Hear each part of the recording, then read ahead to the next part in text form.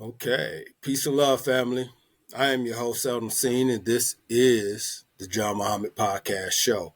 And today, my guest was a brother that was born in West Michigan. He went to school and got his master's in music theory, and he also taught at Western Michigan University, educating the students on how music came together. I hear he's also a very talented bass player, and we're going to talk a little bit more about that. So, without further ado, all my fans and followers, show love, for we got Weston in the building. How we doing, brother? Pleased to be on today, John. Appreciate you coming through, man. We've been trying to make this thing happen for a minute, so it's always nice when it actually comes together. I'm excited. Right, hope everyone else is too. All right. Okay, well, let's take off then. Tell us a little bit about your upbringing, and when did you know you wanted to go to school for music theory? Well, I can say that I have lived all areas of West Michigan, everywhere from pretty much the St. Joseph, Kalamazoo area to as far north as Traverse City over the course of my almost 30 years on this earth. However, I spent the bulk of my time in the countryside of Muskegon County, this small micro village area called Ravenna. I was out in the countryside there where the cows very much so outnumber the people, or at least the apple orchards do. There's a lot of orchards. M46 is colloquially called Apple Avenue in the area because there's a lot of ridges and fruit. So that's where I grew up, out there. I attended a small rural school, Kent City in North Kent County over here, not too far from us. And I spent my entire K through 12 time there. Right. After that, I attended Grand Valley State University for 5 years, where I earned my Bachelor of Music Education in Education, attending the Honors College. Bit of a shock, I will say, because suddenly I was connected with people from definitely around Michigan and the greater part of the country and even the world, for that matter. Okay.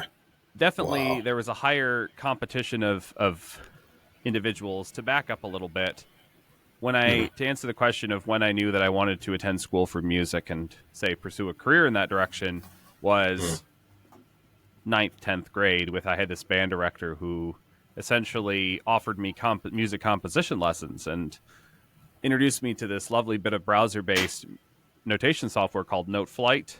Still exists today and has only improved since. Right. Ever since then, I thought, oh, wow, I definitely want to go to school and earn and be a professor of music theory. And that was my aim from the point in which I graduated high school, was music theory and composition. Okay. I graduated from GVSU in 2018, studying music education and education. Actually, this is hilarious. When at the school that I attended, we only had a band program, and I played trumpet from 6th grade through 12th grade. I decided when I attended GVSU, I no longer wanted to play the trumpet. I decided to take up double bass and tuba. Okay.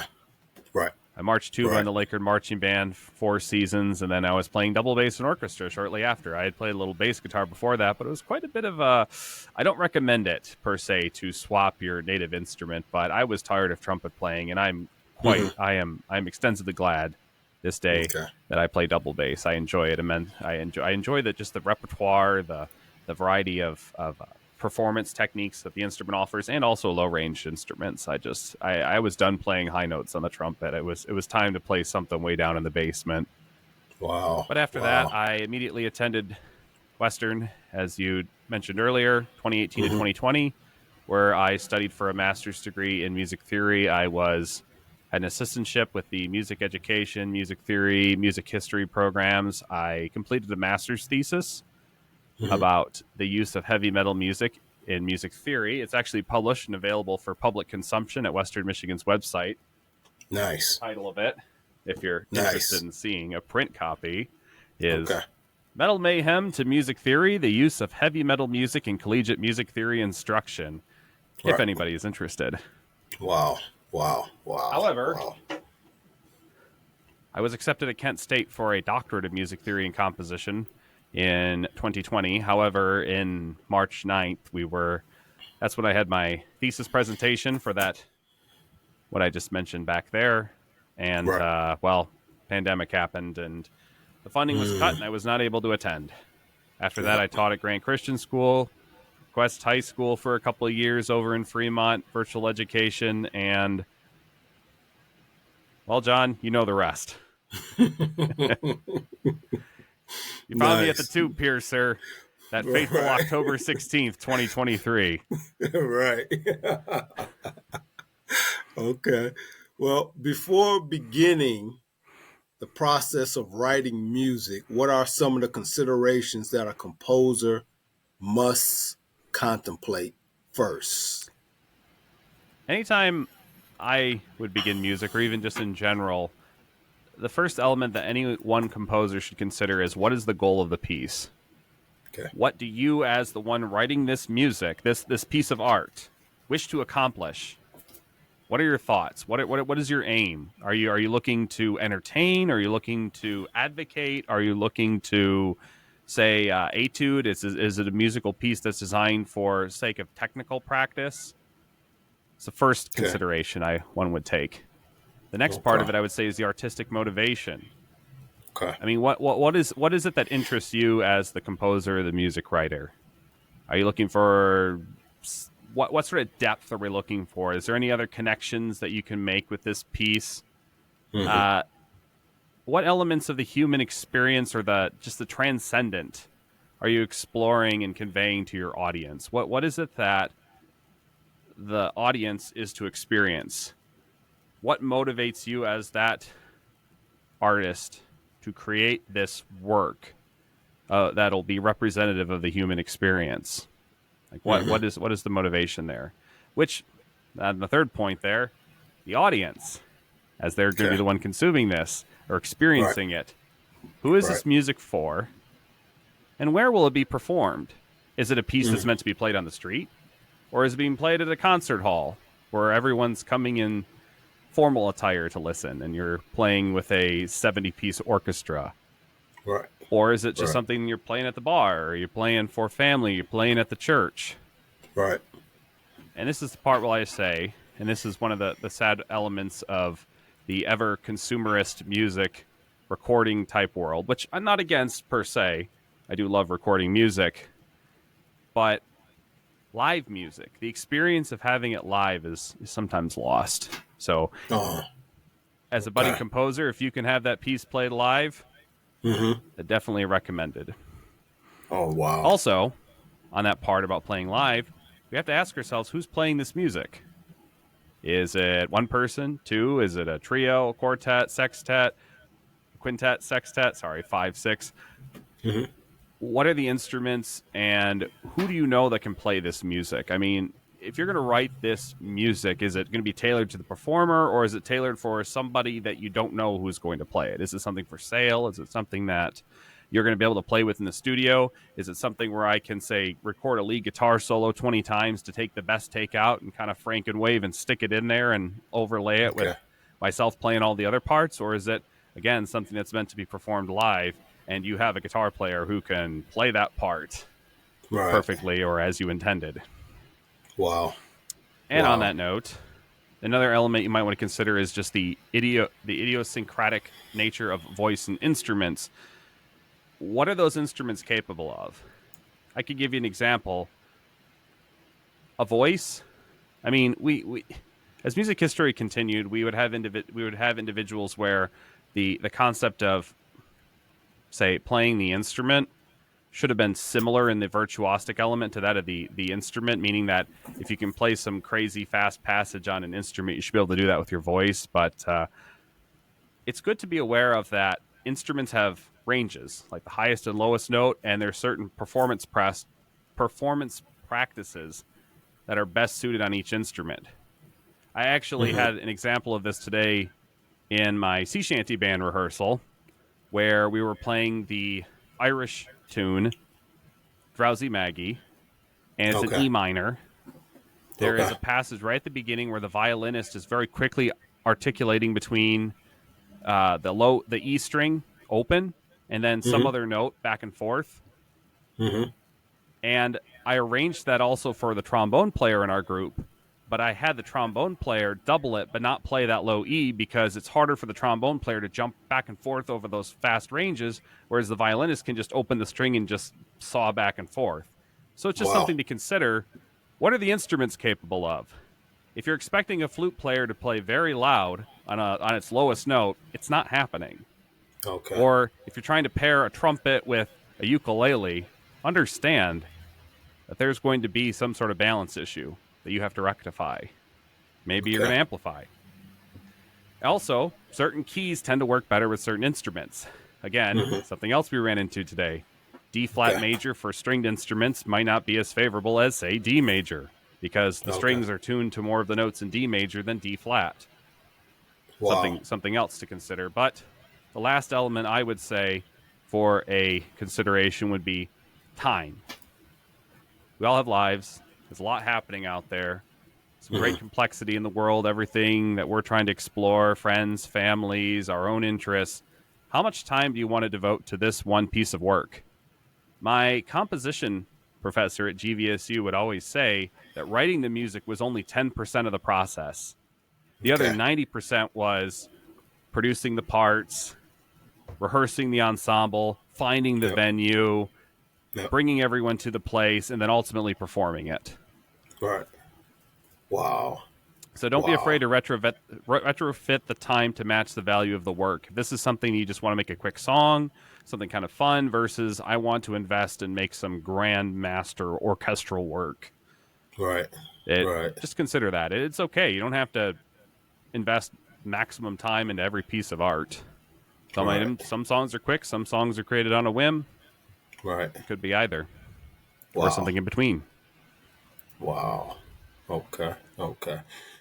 So you talked about earlier, you mentioned about like playing live, and then it kind of hit me, the recording process, say from back in the day, the 50s, compared to today, musicians, now we could, like you said, play something 20 times and you could take the best out of this one, and this one, to where the musicians back in the day, when they went in there, they had to hit it right on the money because there was no, they didn't have that type of technology.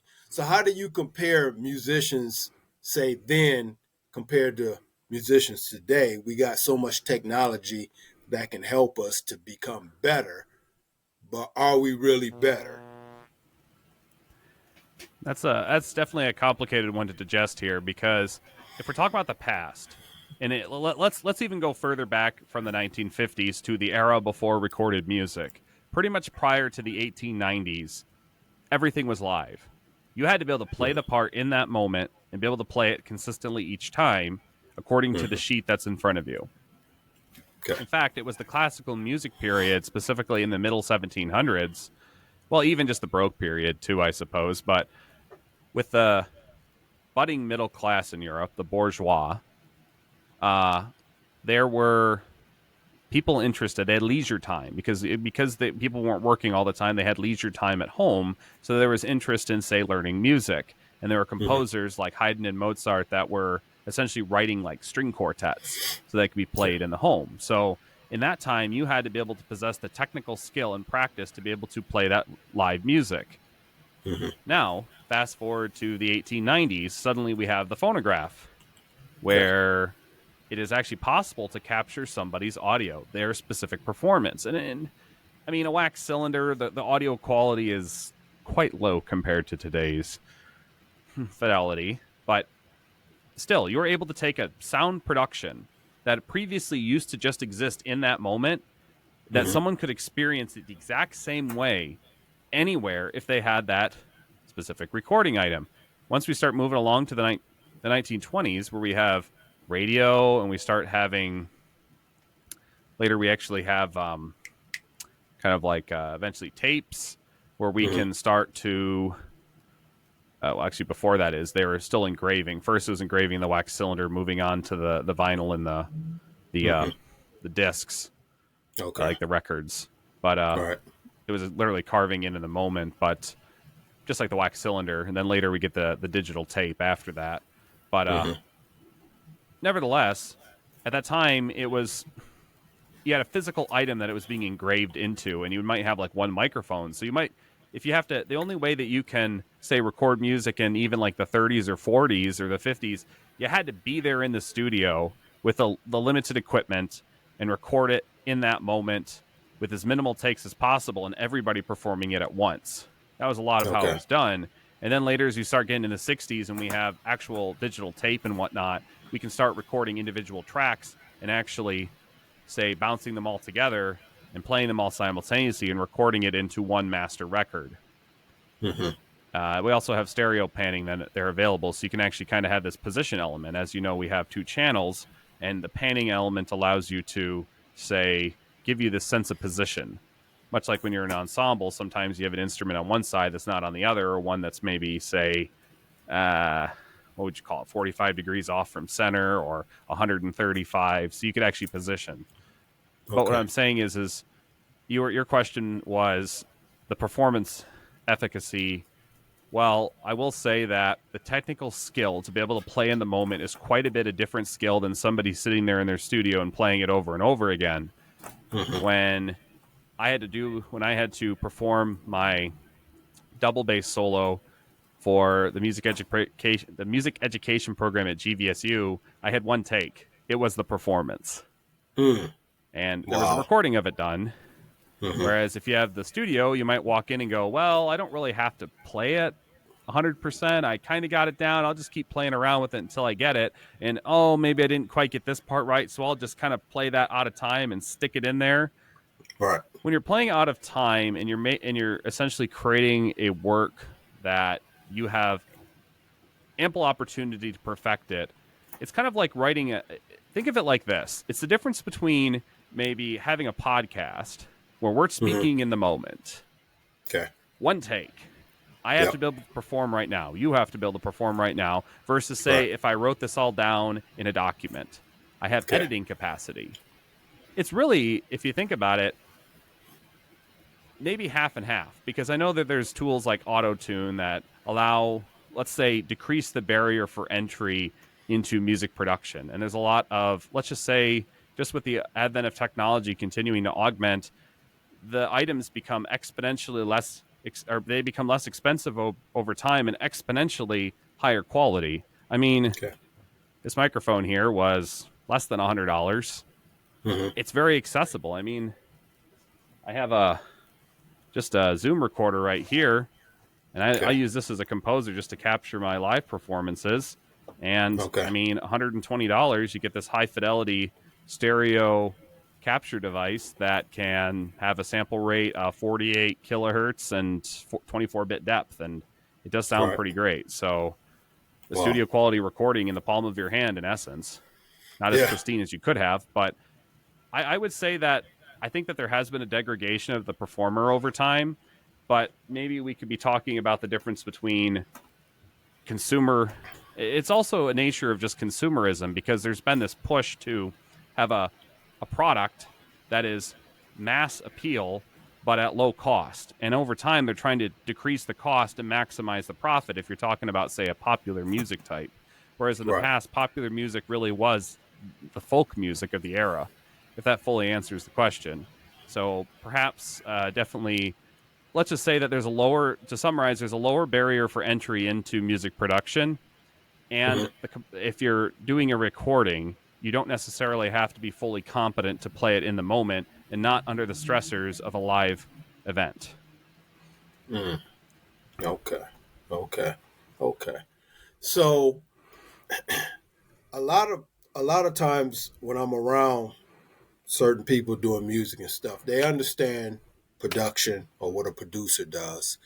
They understand the writer writing the song.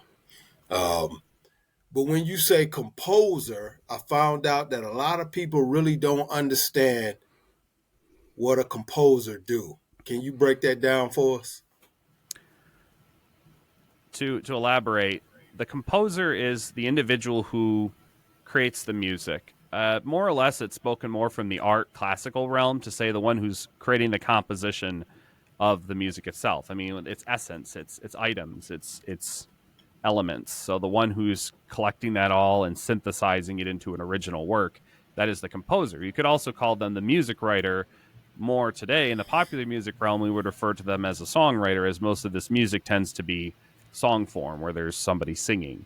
A composer just could be an instrumental work. It could be anything. It's a very broad word, typically used in the art music, kind of classical music sphere.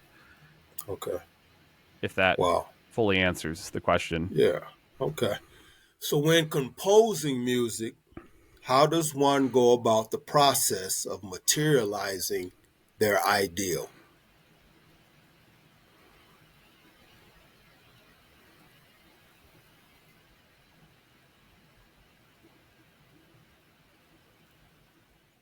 Did you hear the question? Oh yeah, I did. It sounds like we just lost connection just a moment there, but I heard it now. Okay. Okay.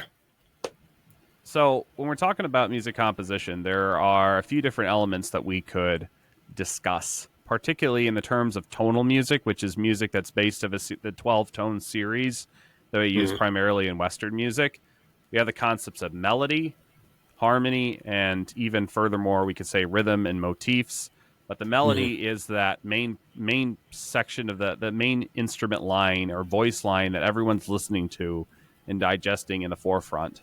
The harmony is the underpinning of the tone collections that move throughout the time in tandem with that harmony. Now, we can also talk about a motif, which is just like a musical idea that repeats throughout time. One would want to consider those elements when they're writing songs, especially because a lot of it is just melody and harmony. Now, music composition, especially in the 20th century, did expand beyond the melody and harmony concept, but we won't go too elaborate into the Klangfarben melody, Arnold Schoenberg, atonal serialism type realm. But let's just stick to the song idea, is that you got the melody and the harmony and how they evolve through time. Especially when you're writing the written music, it is imperative, because this is the way that essentially recording the idea. I mean, you could record it in audio, but if you record the actual the written process, then you can essentially lay out instance per instance the lyrics, the chordal accompaniment, the melody, and understanding that notation cannot fully express everything. So sometimes it's important to write notes. Maybe this is going to be a little more upbeat through here, a little lighter. We have words in music like marcato, legato, staccato to mean accented, smooth and connected, and light and bouncy, respectively, comparing to each of those terms. So understanding the notation won't capture everything, but it gives you the general idea of your song. Also, back to the concept of recording, you could just record your ideas, and as I showed you with that Zoom recorder back there, it's very handy to be able to capture the idea and later reference it and further evolve it. I also would recommend having staff paper or music notation software to start scribing out your ideas as you synthesize them and just kind of form them. Then you can play around with them, add instruments. It's one of the glory of computer-based music notation software. I mean, you couldn't write it down by hand, but it's just like writing an essay or anything or any sort of message. To be able to use a word processor, you can edit it and cut and paste and move your ideas around, whereas on paper it's harder to do that. So just revolutionary new technologies that we have at our fingertips today that, say, somebody didn't have even 30 years ago. It's quite mind-boggling to consider. Wow. So what are some of the music compositions, practices, and philosophies throughout history? So it's really curious. I'm going to stick to Western music because that's mostly what we focus on in this part of the world, is kind of the European tradition, if you will. There's a lot of folk music and influences, but speaking about really a lot of where the music began, I mean, there was always the secular and the liturgical music, that music that was of the faith of the Catholic Church or the Eastern Orthodox, as well as that of the secular realm, which would be more your folk music. It's really curious because if we're talking about liturgical music. Pretty much the beginning of actual written music was like the Gregorian chant between the years 400 and maybe 1000 during the Dark Ages, when they actually started notating out and using the Pythagorean system of pitches, the 12-tone system. They had specifically like hexachords, so it would be like 6-note collections that they would move through, and they would show how you move through the pitches. That eventually evolves into the just greater and greater complexity to the Renaissance period, 1500s, give or take, 1400s. This is when we start to have this revitalization of the Roman ideas and the printing press, which truly is a transformative technology, because the first time in history you're able to duplicate text and distribute ideas to the masses. But also during that time, you started having music that was quite pure. It was rational. It was definitely focusing on the transcendent, just like the marvel of creation. Maybe not fully rational yet, but it was meant to be beautiful. And then eventually we start to have in the 1600s what we call the Common Practice period, which is the major minor tonality that we know of today, with the Baroque, Classical, and Romantic period spanning all the way up to maybe about 1910, 1920. This is where you'll find the bulk of the composers. You'll hear your Johann Sebastian Bach, your George Frederick Handel, your Mozart, your Ludwig van Beethoven. You have your Chopin.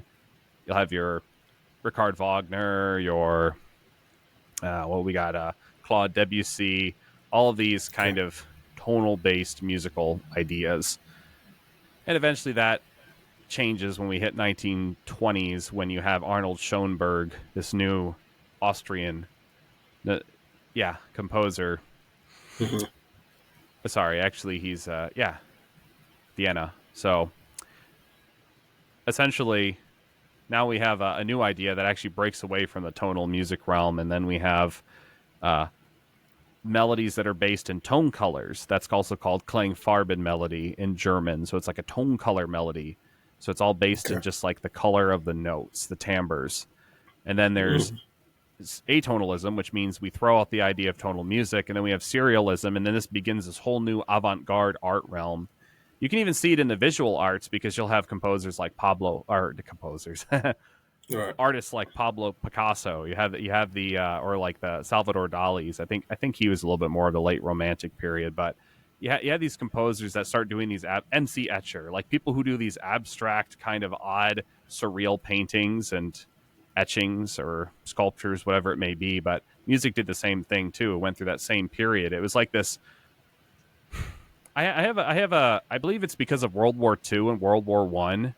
Both those wars were so traumatic to the world, especially Europe, but also just the greater world by World War II, if we're talking about just everyone, is that it essentially shifted the philosophy from one where we thought that through our rationality we could, say, solve the ails of the world, to one where we discovered that science would be that which destroys us, because we were able to use science to create mass death at scales that human beings had never encountered or could have encountered prior to the synthesization of these technologies, like, say, the atomic bomb. That one truly changed some ideas, and then people just started embracing kind of this, I would say, a break from the beauty side of music, and maybe one that explores the abstract concepts. But that eventually evolves towards an idea that we have in the United States in the 1960s called minimalism. And really, it's just like simplistic music, simple ideas repeated over long periods of time. To summarize, I'm not fully capturing that concept, and I can't do its justice with just a quick description, but music such as Philip Glass Glassworks in 1980, that was designed to demonstrate the fidelity of the CDR. That would be a great example of minimalism that someone could find a little bit later, but like Terry Riley in C, that was like 60s. Essentially, from that, we kind of move on to this like post minimalist world, and that's where we are now. But you'll actually see that minimalism is the kind of the concept that we have now, even in popular music, where we take simple ideas and it's repeated and repeated. Maybe it's also for sake of, I don't know, simplicity or cost effectiveness. But Okay. definitely minimalism has been the dominant art position, even in music. So, Wow. Wow. Wow. So talk a little bit, because I heard this from an artist.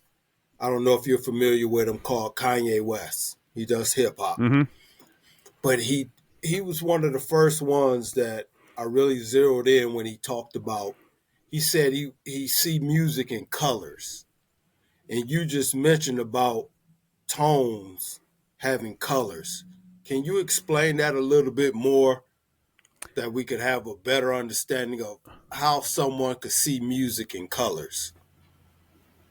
I think what Kanye West might be describing is what we call chromesthesia, which is the sensation of having visual colors associated with different timbres, pitches, uh, maybe chords, instruments, and they all kind of say move and evolve through time. I imagine it could be something akin to those. If you remember back to like the 2000s, when you'd stick a CD in your computer and Windows Media Player would have kind of that color barrage, that Mm-hmm. splash about to the beat of the Okay. music, just for Right. fun. So maybe it could be akin to that. When I'm talking about tone color, I'm actually talking about the overtone series that's represented on every note. Okay. Unfortunately, a lot of the language we use to describe music tends to have a, say, visual metaphor to it, because people tend to prioritize vision over hearing. I'm sure you've Mm-hmm. heard the adage before, seeing is believing. Right. It's akin to that. So when I talk about tone color, it's more like timbre, and it's talking Okay. about the quality of the pitch itself, not the actual frequency of the note, but the expression of the overtones above it. For example, a flute is a high pitch, but it's a very dark sound. It's pretty much purely, it's a sine wave going like this, and it's just pure tone. We call that, it's very dark, as if you turn the bass up really high on an instrument. Versus, Right. say, a bassoon or an oboe, it's very bright and kind of nasally sounding. It's got a lot of the higher overtones represented, versus the fundamentals not as strong. It's like Mm-hmm. cranking up the treble on an instrument, right? Something like that. If you're familiar, maybe if you're more of a guitar player, it's the difference Mm-hmm. between having round wound strings that are more like a nickel or a pro steel type. Right. They're very texture, and they're bitey, they're bright, versus Right. something that might be like a flat wound string, like a cello or a double bass, and it's darker if you pluck it, or a nylon string. Mm. Wow. Wow. Okay. So I heard you mention a few different names in your last question before.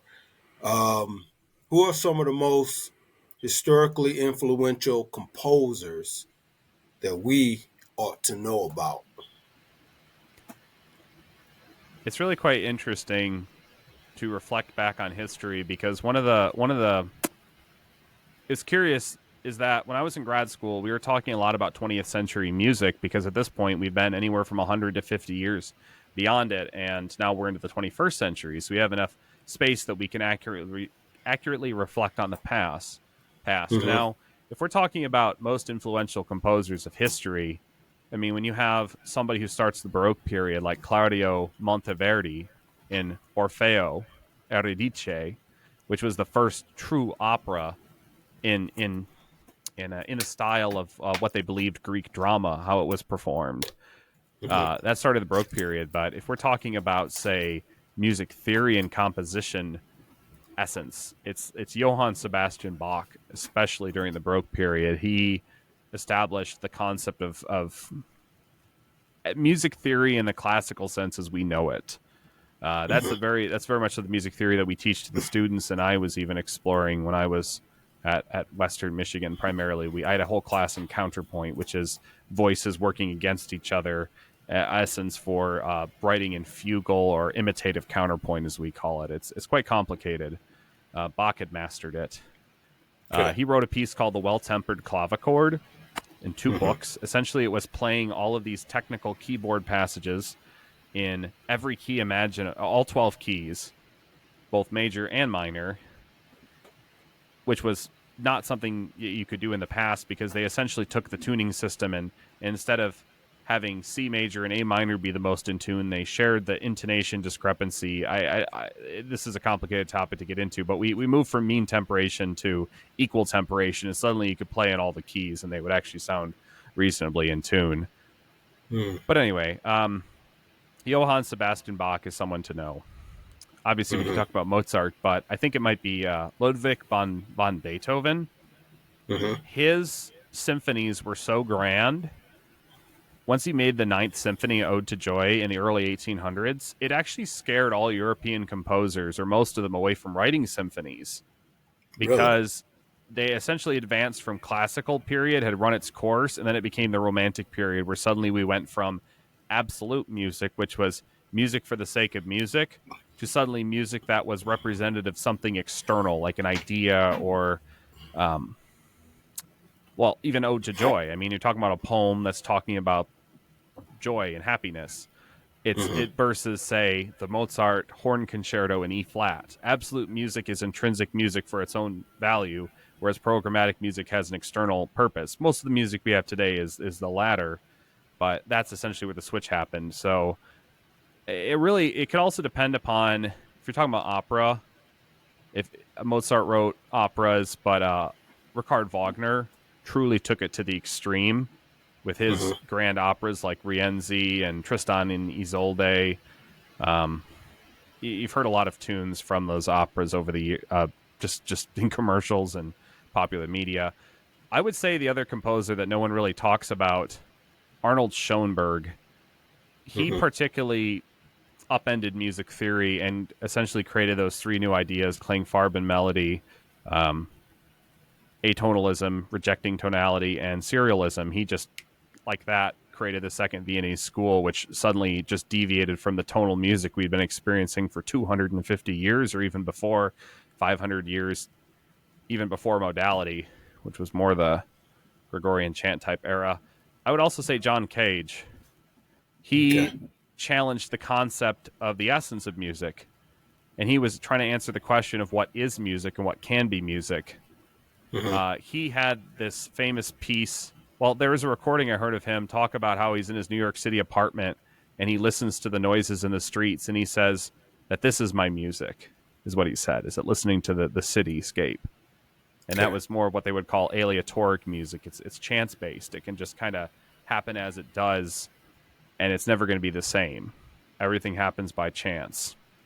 It's almost arbitrary in a sense. I would say John Cage would be the other one to explore. He's the one who coined the term. He has the famous saying that the most musical note that you can write is a rest, which means silence. Okay. That's something I would also tell all composers. You don't need to make a solid block of sound. Have some silence. Have a moment of contemplation. It can really add to the progression and dynamic nature of your composition. Okay. I've heard other artists talk about space, and now you're mentioning silence. Or break that down a little bit more. What do they mean by that when they talk about the importance of using space in your music? That concept actually, I could talk about that as we could dive way back until the late 1500s in Europe. Composers, if you think about the cathedral, which was this grand space that was meant for a public oration, where the sermon was given from a pastor or a priest up front, and it would echo or reverberate through the space so everyone could hear. It made a great space for music performance as well. So, as you know, if you were to say take a piece of music, and I had this effect in high school. I always remember the band director saying, "Hey, just remember, we're playing in the gymnasium." It has different acoustics than playing in the band classroom, where it's generally kind of more acoustically dead. It's meant to absorb vibrations, whereas the gymnasium, it just kind of reverberates against all the hard surfaces. Okay. So the space affects the experience of the music and how the instruments interact in the sonic space itself, like how it'll interact with the surfaces and the audience and all the different items. And certain notes will be extended longer. They'll be colliding together. It's kind of like if you took a painting and you got it wet and it like smeared, like high reverberation or longer reverberation, or even certain frequencies. Also, positioning instruments. As I was talking back to the late, like the Renaissance period, we had this composer called Corelli that starts to take a full kind of orchestra, or at that time it was like a chamber orchestra, and he would take the soloist and he'd put them up on the balcony of the church, and he'd have this kind of like call and response, if you will. Like you'd have the concerto up top and the concerto grosso, the full group versus the small group playing against each other. So you get like the solo musicians and then the full group playing together, where there's doubling of the part. So being able to move people through the space is going to impact how you're writing the music, or even how the listener is going to be interpreting it, really. That's one idea that you can play with space. Obviously, playing out on the street, you're going to have a lot of interference of noise, whereas if you're in a very controlled environment like a studio where you have sound tiles everywhere, it's going to be dead, and everything you play will be just the only thing that's heard, unless you make a sound yourself. So you had asked about space, and I was thinking back about silence. Is that it's kind of a concept. Is there really ever true silence? I mean, if you're out in space, there is true silence nearly, because there's no matter to transmit the sound waves that we interpret with our eardrums out in space. But on Earth, you can have really low noise floors, but it's never completely silent. And that background noise will bleed into whatever performance you have.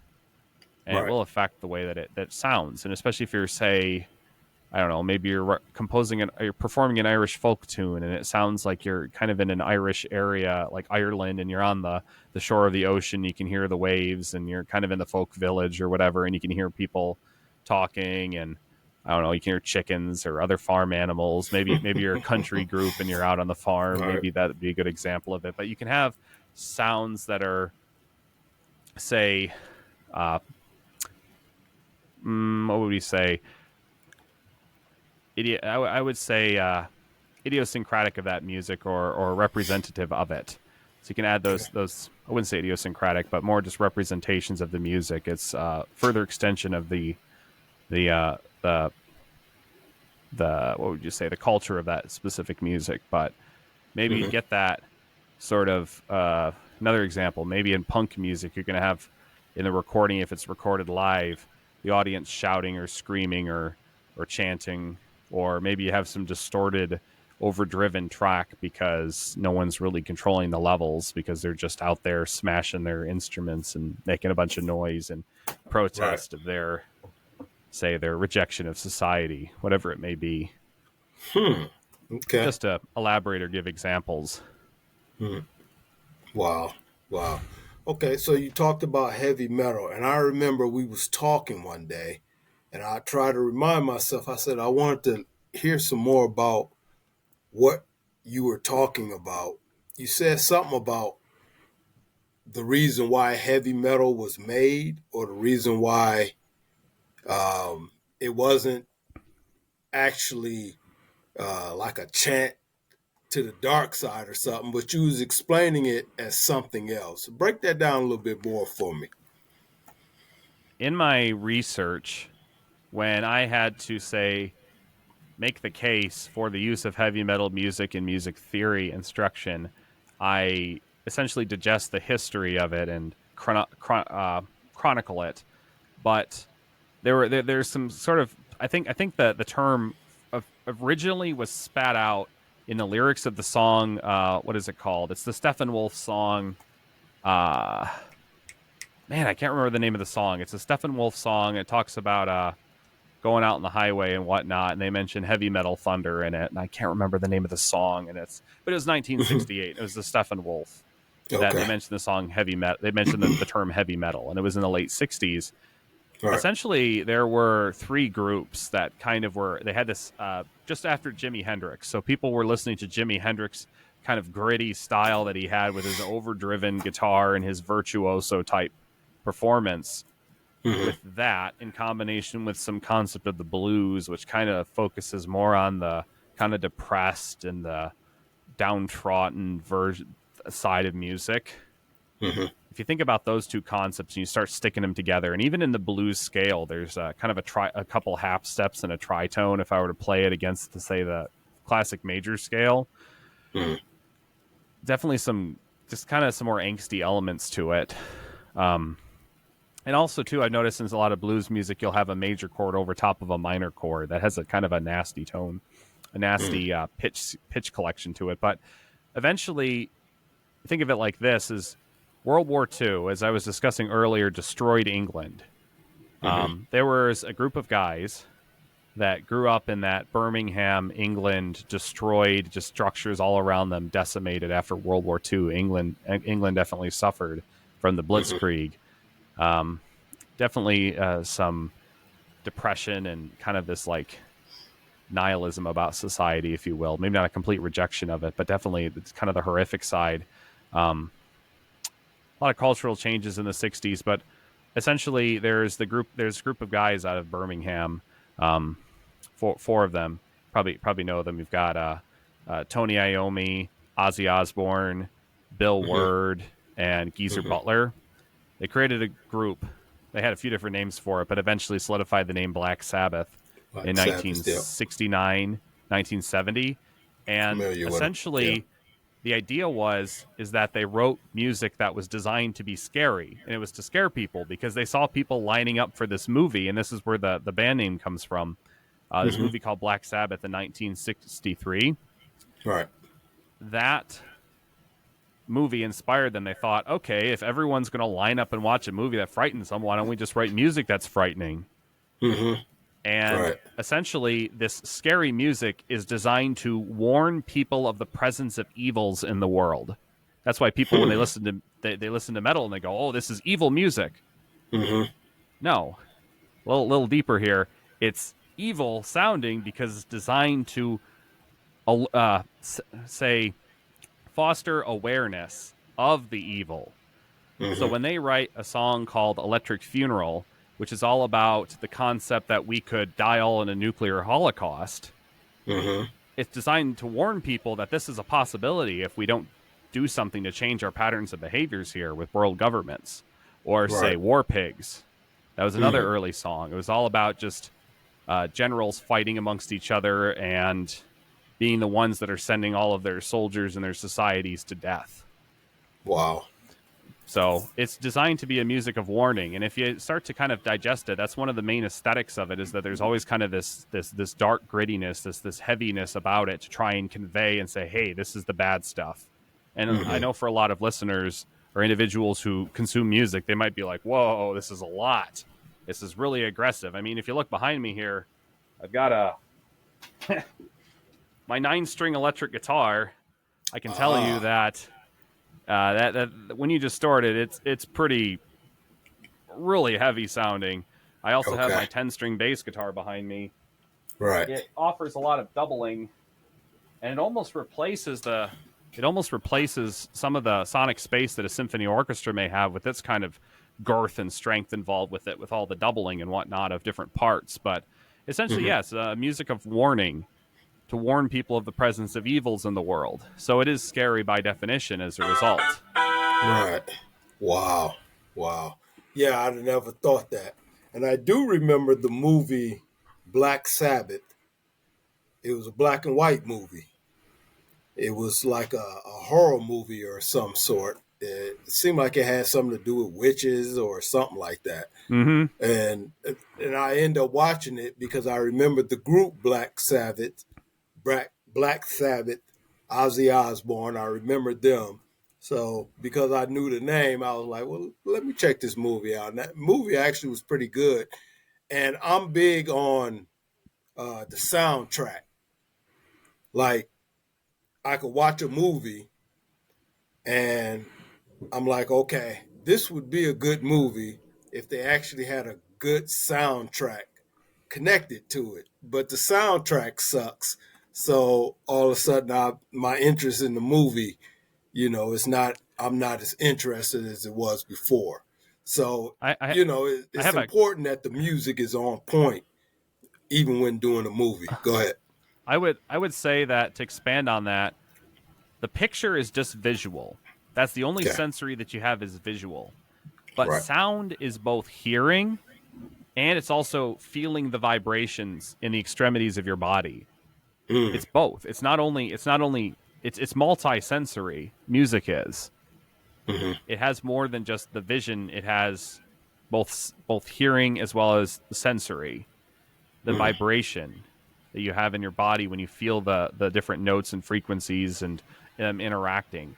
One thing as a double bassist is I feel the notes when I tune them. I can feel the waves and the vibrations and the consonances and the dissonances. One of the reasons I like the double bass and low range instruments, but even higher ones you can feel in certain Mm-hmm. senses. Now, if we're at those sort of volume levels, you may want some hearing protection, as you can probably at work.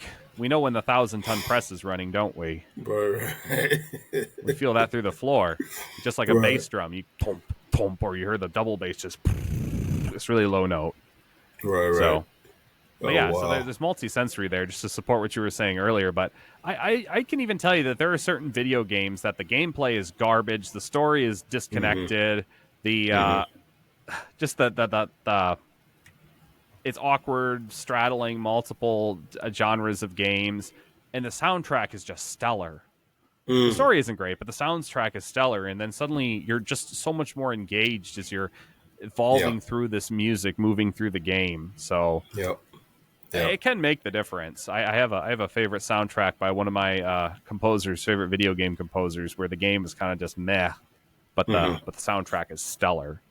It's Right. really even one that influences me as a composer too. But anyway, yes, definitely. Right. So would you say something like say a Rocky movie, right? Yeah. Where the filming is excellent, depending on what kind of movie you like, if you like those type of movies. But also the soundtrack. They got all these songs, and it seemed like they find the perfect songs to go with these movies. When Sylvester Rocky's doing this thing and fighting, and so I can understand that. I've watched. I'm a movie, a guy that I love watching movies. But if that soundtrack is just not right, I noticed early on, yeah, it It takes so truly much ruins away the from it. experience. Yeah, Yeah. yeah, I have a thought yeah. for you, and for anybody out there watching and listening. When you're watching, and aspiring composers out there, or current music writers, whatever you may be, I challenge you to take your favorite movie and listen to Mm-hmm, the music. mm-hmm, And just really listen to the music, the melodies, the little sound items, sound objects, and motifs, and instruments. Notice what mm-hmm, instruments they play with certain characters. If you have a stellar composer writing this music, they will be pairing instruments with ideas, concepts, situations. This is not as well known, I don't think, here, that essentially opera, mm-hmm. and you're familiar, to differentiate the ideas of like opera versus a play versus a musical. Okay, Operas are sung throughout. There okay. are oscillations between arias, which are moments where the characters are expressing thoughts and feelings, desires, motivations, and they're singing with the orchestra, versus these recitatives, which means like reciting, where you're Mm-hmm, speaking out the plot, and it's usually accented by the instruments. In fact, oratorios like Handel's Messiah operate in the same manner. mm-hmm, Um, but you oscillate between the two. Now, movies, they're not usually like sing speaking unless it's an opera, which I've seen operas that are designed to be movies, but they're cool. But a musical, you have the musical numbers where people are singing the arias, and then the rest of it they're usually talking, and maybe there's some underscoring of some music, and maybe occasionally a recitative. And then in a play, it's pretty much just there's no the music is completely what would you say um, completely it's completely um, independent of the it's not independent, but that let's just say that mm-hmm.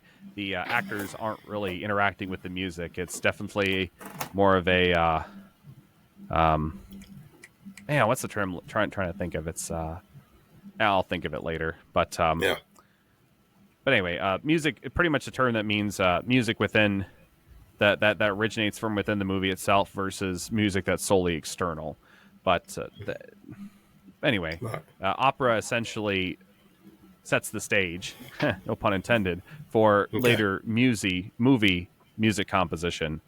Mm-hmm. It'll make that transition there in those sorts of grand works. I mean, opera was considered like the end all works of music because it took both staging as well as costume design and story and mixed it with music. So anyway, talk about movies, but back to that. Listen to the different situations, listen to the music, listen to the instruments, and try to see if there's some patterns. If you have a good composer, they're going to have some sort of consistency and motif. I noticed this really interesting. If you listen to Star Wars in particular, you have the Imperial March, Vader's theme. It's like no, no, no, no, no, no, no, no, and then it begins to like dum, dum, dum, dum, dum. It's like this really, it's incredibly marcato and pointed, and the brass are all kind of ripping out fortissimo, full volume. And that's anytime Vader steps up there, he's this evil character. He's powerful, extreme order. Well, Episode 6, when Luke Skywalker takes off, well, Anakin, his father's mask, and you see his face, and he dies at the very end of Episode 6. Not to give any spoilers, but notice how they play the Imperial March again, but this time it's on, I think it was a celeste or bells, and it was like really delicate and light and slow. And it's representative. You have this character that's so just aggressive, and all you see is just this soulless robot of a person, but now his mask is off. He's feeble and he's dying. And the music changed its character. Didn't change pitch per se, but it changed voice and instrument to become something delicate, like a little toy piano or celeste instead of brass instruments, which are really, if you think about it, are heavy, they're loud, they're pointed, they're forceful. It's text painting. The qualities of the instrument itself has broader cultural implications, as well as sensory-based interpretations. So when you're listening to a movie, see how the music moves and how themes change or motifs or certain instruments pair with different characters. It might be fun to even write it down if you're having trouble remembering. Right. Wow. Yeah, and I did notice that at times, when you say that, okay, Darth Vader or whoever the character is in trouble or dying or something, and how they do change the music. When I finally got that, and I was just like, wow, the music fits that mood. It sets up the mood. Or you really see it good in like horror flicks when somebody's hiding behind the door, and then all of a sudden the music changes, and you sitting there like, somebody behind the door, but it was the music that kind of let you know something's coming. So the term, I just did a quick Google search. It's diegetic. That means movie that is music that is contained within the movie itself. So if, say, like you're listening to the musical The Music Man, and it's on video, and you see people playing all those brass instruments, and you hear them, that's music that's contained within the movie itself. Or let's say you're listening to watching the movie from 2014 called Whiplash, which I wasn't too much a fond of, and I could go over my grievances of it. But that's not how conservatory works, just to let everybody out there know. It's not how it works. It's not just like calling out spots in the music and him just going, But anyway, Whiplash, that is, you consider it diegenic because you have a full jazz band there, and they're playing jazz music, even though the reverb doesn't make sense based on the. But anyway, I won't pick it apart. Whereas non-diegetic music is you're watching Lord of the Rings, and it's some dramatic symphony orchestra, and everyone's just fighting. I mean, where's the music? Where's all the stringed instruments? Where are the brass instruments? They're not there.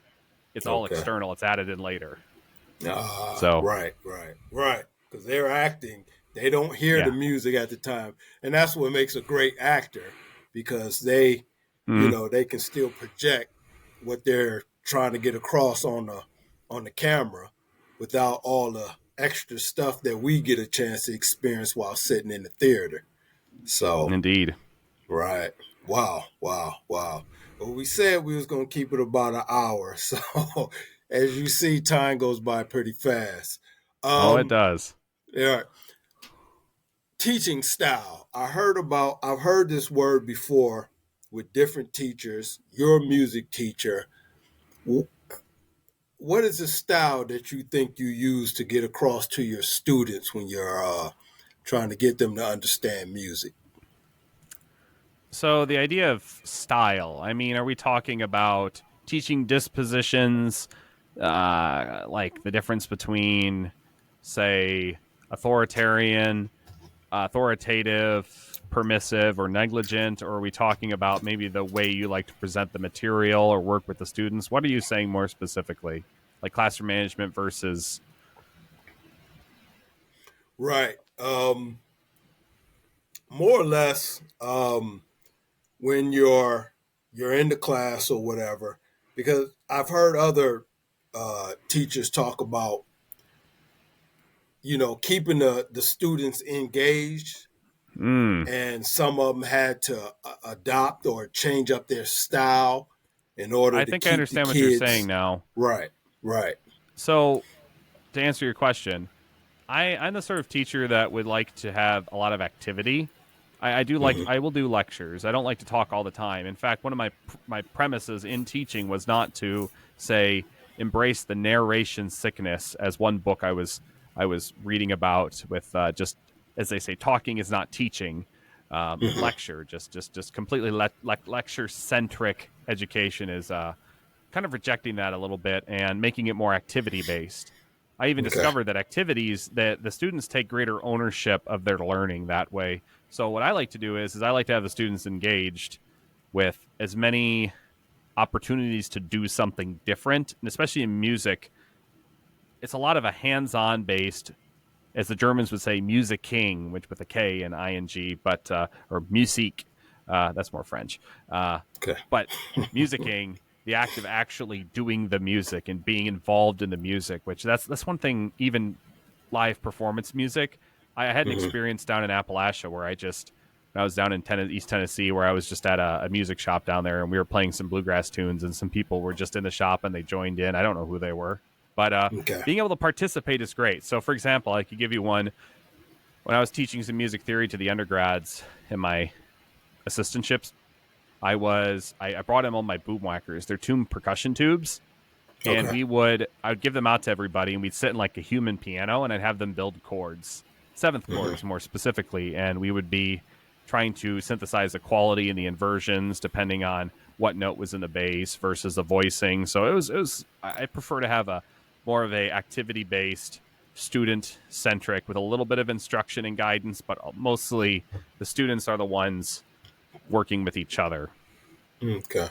Nice. Nice. Nice. Nice. That's my But preferred. It's also less right. stressful too, from my Okay. perspective. Makes Right. the day much faster. It also the students just seem to prefer it better. Okay. Right. Right. Yeah. I mean, whatever helps them engage more, and nobody feels like their time is being wasted. So yeah. Yeah. So nice. Nice. Okay. I Um. would. Oh, on the topic of time being wasted, before I forget, if you're going Okay. to, and this is a cardinal sin of the composer world, Hmm. understand that if you're bringing music to an ensemble of people, ensure that the time that you spend on the piece is representative of the time you want the performer to spend on it. Don't come to Mm. a performance with a piece that you've like the notation is sloppy and you can't quite figure anything out, and Hmm. it communicates to the performer that you really don't care, and they're investing their time and life into premiering and working and practicing your piece. So please do give them that respect and be mindful of that. Don't give Nice. them something that requires excessive amount of practice and say, hey, you need to practice this for 8 hours for a 5 minute Right. piece of music. Okay. That's their Gotcha. time. So Right. just something to consider. You got to respect people's time. You don't want to waste people's time. And that's too as a teacher. I want every lesson to be valuable. If it wasn't valuable, I'm not going to just give you busy work. That's not my practice. Nice. Nice. Nice. Okay. Well, go ahead and give the audience your social media where they can get in contact with you where they can go and check out what you're doing. If you got any events or anything coming up, uh, uh, let us know the dates and things of that nature so that we can come and check you out and learn a little something about that bass guitar you be playing with. Well, I can definitely tell all of your listeners out there that if they want to hear some of my works, such as I have one in my hand right here that I had premiered over in Grand Rapids in 2022, which is a wind symphony piece called Graceful Horrors, Elegant Atrocities. If you want to hear this and others, WestonMABernath.com, as my name appears here in the bottom, well, my bottom right left-hand corner, but Weston MA without the dash, Bernath.com, and you can hear some of my composition works. You may even do / compositions. You can, it has a link to my SoundCloud there, and well, you can hear a few of the works if you're interested. As for performances, my sea shanty band is hoping to have an inaugural performance here coming up in March. We'll see where that'll be. It'll probably likely be in the Grand Rapids area, North Grand Rapids, or downtown. We'll see at a local watering hole, if you will. Otherwise, Beer City Winds plays during the summer. I am the double bassist for that ensemble. Nice. I've had a couple premieres there. I don't know if I'll be premiering another piece this summer, but I definitely recommend listening to it. I think the tickets are relatively cheap and more or less a donation to help our organization continue to thrive. Right. Miscellaneous performance. Otherwise, my Power of Friendship Quintet. I'm not sure when our next performance will be, but I'll keep all of you posted. Nice. Well, I appreciate you coming through, Weston. This has been very nice. Like I say, when the time goes by fast, the conversation is very, very interesting. And you gave us a lot of education, so you got to come back.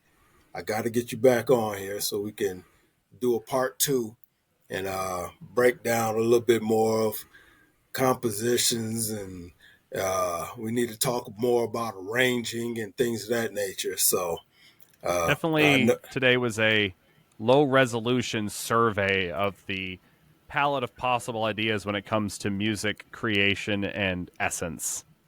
Nice. Well, I appreciate you, bro. And we definitely going to do this again. And definitely let me know when you got something going on so I can post it and things of that nature, so that the people will know exactly where you're performing at and they can come out and support. So I appreciate you, bro. Thank you, John. Thank you. Thank you for having me today. Happy to be on board and share my experiences and knowledge. Right. Well, we gonna do it again. So just be on standby. So we're gonna educate the audience and get these young future composers and things of that nature. Hopefully they'll be able to come to the podcast and get some information on furthering their career and getting their career to the next level. So I appreciate it, bro. Thank you. Happy to do so. Thank you for having me on again. Yep. Okay, we'll talk soon. You take care, bro. Thank you. Okay. Bye.